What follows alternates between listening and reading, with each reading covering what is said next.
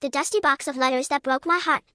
I always thought my Grandpa Joe was a legend, the kind of guy who'd walk into a room, and everyone just hushed out of respect.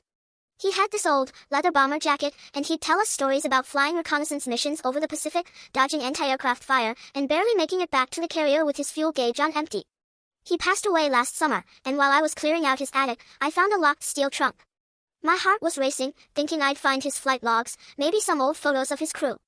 I finally pried it open, but there weren't any flight logs. It was just letters. Hundreds of them. I started reading, and my stomach just dropped. These weren't letters to him, they were letters from him, but addressed to families all across the Midwest.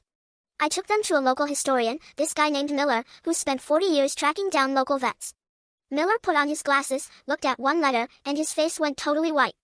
He looked at me, then back at the paper, and whispered, "Where did you get these?" He told me to sit down.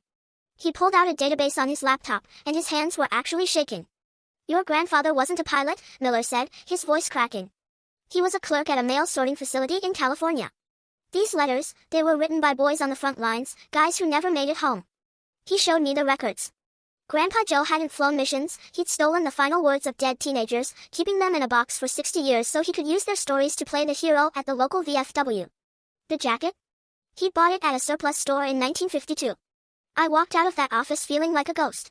Every Sunday dinner, every war story, he told me, it was all just a stolen memory from a boy who actually died for this country. The man I looked up to, he never existed.